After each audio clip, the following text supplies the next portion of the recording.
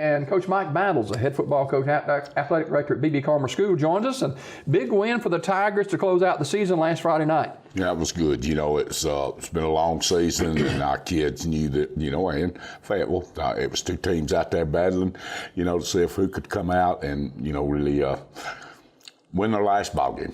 Both teams played as hard as they could. Big plays everywhere. Everywhere. I mean, it was 48 minutes plus of all the football that you could want to see.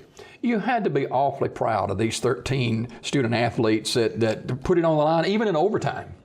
Well, I am. You know, they went out there and played hard. They knew that this was the last ball game in Fayetteville.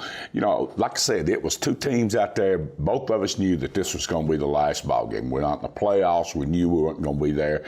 And they got out there. They came to play. They came to win. We wanted to win. It was a fight all the way till the very end, and then we were able to pull it out in overtime. Well, the first offensive play of Fayetteville's first series, they hit you with a big pass play. You're going to see that in just a minute. And talk about this one. Well, they threw the ball. We went to sleep. They ran right by us. That was a great throw. It was a good throw, and he was able to get all the way through. We almost made the tackle there, but anyway, it was 80 yards for a touchdown. Of course, the ensuing kickoff, we bring it back all the way, and that turned out to be a big play. You talked about this young man prior to the football game too. Right. Well, he plays linebacker. He's played offensive tackle, plays running back for us. Everything. He's been able to play whatever we needed him to play to get out there on the field and win. And Fayetteville retakes the lead, and you're down at halftime, but you kind of feel pretty good about things. You hit some big plays in this football game. Right. Justin had he threw three touchdown passes. I think it was 70, 59, and 38. And they were, just big plays. That's Tamar King. Tamar caught two of them. Justin Vincent caught one. And, that really was big plays all around. That right there is just a little veer play right up the middle, and we get in the end zone. They score very late in regulation. We go to overtime. About 6 seconds left in the ball game. We run the ball back, have a good run back, but then overtime we get the ball right in the end zone, and then Justin makes an interception right here to seal the deal. You talk about a young man who put it on the line. He did, didn't he? Well, that was a great ending ball game for a career, a senior season. To get out there, I think he had 3 touchdown passes. He ran the ball well. He made the interception, had 2 two-point conversions. I mean, I don't know if there's anything else that we could ask him to do. That's right, he's a kicker.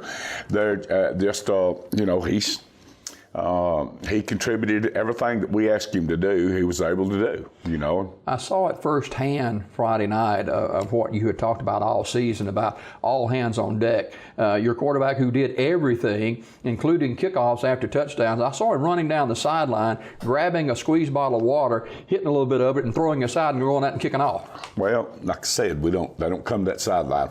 They just stay right there between them white lines, and we go on and play. They knew that. Our kids knew it. And, it's we hate it, but that's the way things are. If we had, I don't care if we had 100 kids out for football, these 13 would be the ones that'd be out there on the field doing the job. You mentioned after the game that, hey, we wish we could start the season over again. I mean, that pumped some spring in your step. Well, but here's the thing about it. Most of these kids weren't starters. They were getting that on-the-job training as we go, and they've gotten better and better. I had a coach call me last night saying he had got to see the ball game on film, and he couldn't believe it. Said that they'd seen us early in the year and later in the year, and the kids have gotten better. They've gotten better at their jobs, and they know a lot of football. Like I said, we've got our kids are all. An example would be just like Lucas Bowden. Lucas plays.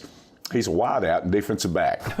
Friday night, he played the defensive line all night long. He was a defensive tackle, but he goes in, and then we can move a guy to linebacker and move a linebacker to defensive back. So those kind of things right there, they got, and so all of our kids were able to get out there on that field and play football. If I was a guy and I wanted to play high school football, and I was getting to watch it on Friday night, then I might transfer to B.B. Carmer because you're going to play if you come with us. It was senior night, and you honored the seniors on the football team, too. Well, that's true. These guys right here all came through. And some of them, the thing that people don't understand is, we ended up with 13, but we started out with more than that. We've had 2 ACLs, a hamstring surgery. What else?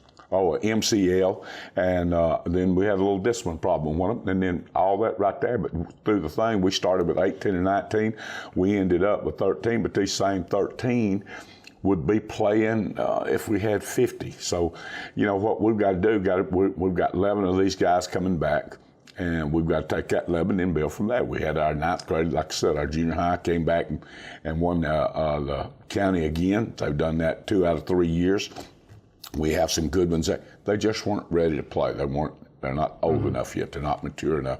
Those guys will come. We've got some 9th graders coming up, and we'll mix them in. Now, is there going to be a big explosion where we have 60 out there? No, that's not going to happen.